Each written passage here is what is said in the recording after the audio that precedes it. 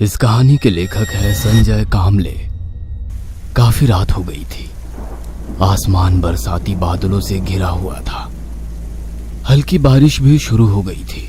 शेखर हर रोज की तरह अपनी टैक्सी लेकर सवारी छोड़ने के लिए जा रहा था। शहर से कुछ दूर एक बंगले के पास उसकी टैक्सी रुक गई। सवारी उतारकर वो दोबारा अपनी टैक्सी लेकर शहर की ओर चलने लगा। तकरीबन 2:30 बजे होंगे। शहर काफी दूर था। तभी नदी के ऊपर बने पुल पर एक लड़की अपने भारी भरकम सूटकेस के साथ कुछ कर रही थी।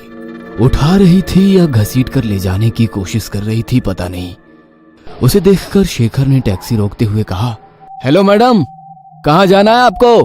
शेखर की आवाज सुनकर वो लड़की थोड़ी हड़बड़ाई। जी, गैलेक्सी अपार्टमेंट चलेंगे। उस लड़की ने पता बताया।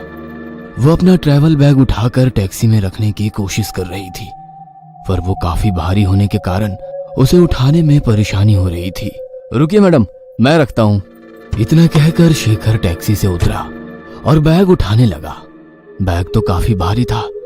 बैग टैक्सी की पिछली डिक्की में रखकर शेखर ने मजाक में कहा, अरे मैडम, सारा सामान एक ही बैग में रखने के बजाय एक और बैग में रख लिया होता तो आपको भी परेशानी नहीं होती और मुझे भी।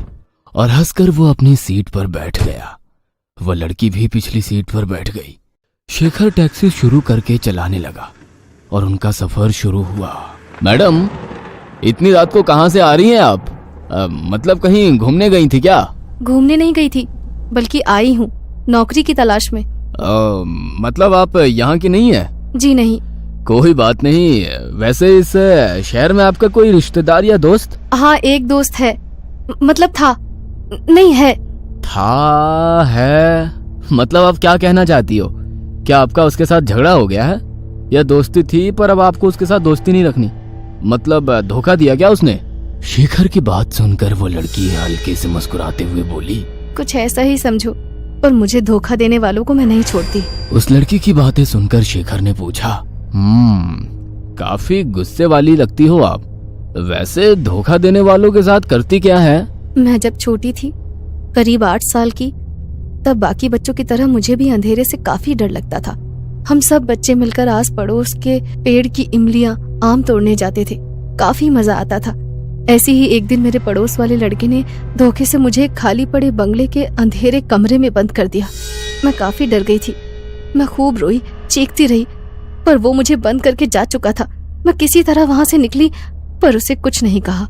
उसकी बात सुनकर शेखर हंसकर बोला, लड़का थोड़ा शरारती था क्या? बचपन होता ही ऐसा है मैडम, मजाक मस्ती भरा। क्या आज भी उसके साथ आपकी दोस्ती है? नहीं। इतनी भी क्या नाराजगी? अब बचपना समझकर भूल जाइए और दोबारा उससे दोस्ती कर लीजिए। अब उसकी जरूरत नहीं, क्योंकि एक दिन स्कूल बस से घर आते वक्त मैंने उसे दरवाजे से धक्का देकर नीचे गिरा दिया। उसकी बात सुनकर शेखर थोड़ा नाराज हो गया। इतना गुस्सा ठीक नहीं। अगर वो लड़का किसी गाड़ी के नीचे आता तो? शेखर की बात सुनकर वो लड़की गुस्सैल आवाज में बोली, सही कहा, उसी में वो लड़का मारा गया। इतना कहकर वो ठहाका मारकर हंसने लगी। पर उसकी अजीब बात सुनकर शेखर का दिल घबरा गया था और गुस्सा भी आने लगा। अब एक अजीब गंभीर सा माहौल बन गया था। शेखर बिना कुछ बोले चुपचाप गाड़ी चला रहा था, तो वो लड़की सामने वाले आईने से लगातार शेखर को घूरे जा रही थी। तुम्हें डर तो नहीं लग रहा ना? सन्नाटे को चीरती उस लड़की की आवाज सुनकर शेखर थोड़ा हड़बड़ा गया। डर? किस बात का डर? भला मैं क्यों डरने लगा? सही कहा, तुम्हें डर क्यों लगेगा? वो भी एक लड़की से। एक कमजोर अकेली लड़की तुम्हारा क्या उखाड़ सकती है? उस लड़की की वो बात सुनकर शेखर चुप रहा। अब उस लड़की की वो बातें शेखर का सर दर्द कर रही थी। शेखर की खामोशी देख दोबारा उसने कहा, सही कहा ना मैंने? तुम यही सोच रहे हो ना? रात के 2 बजने को है, काली रात, सुनसान सड़क, आसपास न कोई मदद के लिए आने वाला, और ऐसे में एक अकेली कमजोर लड़की तुम्हारा क्या बिगाड़ेगी? शेखर खामोश रहा। वो बात बढ़ाना नहीं चाहता था। उसकी खामोशी देखकर उस लड़की ने आईने में शेखर की तरफ देखते हुए कहा, उसे भी यही लगा था। ना चाहते हुए भी शेखर ने उसे पूछा, उसे किसे? वही मेरा दोस्त जिसके भरोसे मैं इतनी दूर नौकरी के लिए आई थी। बेचारे ने सोचा था एक अकेली कमजोर लड़की है, वो भी अनजान शहर, ना कोई पहचान वाला ना कोई पूछने वाला, मेरा क्या बिगाड़ लेगी। उसके साथ कुछ भी कर लेता हूँ, लेकिन इतना कहकर वो धीरे से मुस्कुराई और चुप होकर टैक्सी की आधी खुली खिड़की से बाहर रात के अंधेरे में डूबे और सुनसान इलाके को देखने लगी।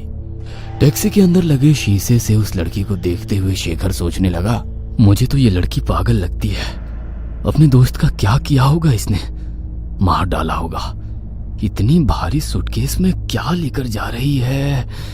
कहीं अपने दोस्त को मारकर उसकी लाश को तो नहीं ले जा रही? अब समझ में आ गया। ये नदी के पुल पर ये भारी भरकम बैग नीचे फेंकने के लिए खड़ी थी। गलती से मेरी नजर इस पर पड़ी और इसका प्लान फेल हो गया। दिल कर रहा है इसे सीधे पुलिस स्टेशन लेकर जाऊं, पर ये इतनी शातिर लग रही है कि उस दोस्त के खून के इल्जाम में कहीं मुझे ना फंसा दे। शेखर का परेशान चेहरा देखकर वो बोली, कुछ परेशान लग रहे हो, पर तुम्हें डरने की जरूरत नहीं। इतना कहकर वो उस आईने से शेखर को ताड़ने लगी। चलो, मेरा अपार्टमेंट आ गया, यहाँ से आगे वाले गेट से अंदर लो। उस लड़की की आवाज सुनकर शेखर होश में आ गया। सामने एक अपार्टमेंट थी। थोड़ी पुरानी होने के बावजूद कुछ कुछ कमरों में लोग रह रहे थे।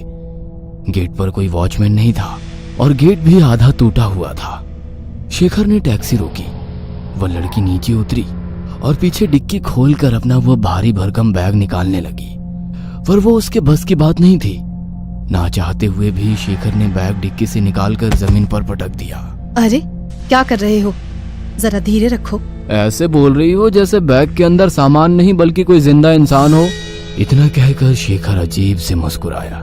शेखर की तरफ थोड़ा नाराज होकर देखा और बोली, मेरे मोबाइल की बैटरी खत्म हो गई है, जरा आपका मोबाइल देंगे? उस लड़की ने बड़ी सरलता से मोबाइल मांगा। अब ना चाहते हुए शेखर ने उसे अपना मोबाइल देकर टैक्सी में बैठ गया। कुछ कदम दूर जाकर पता नहीं वो किसके साथ बात कर रही थी।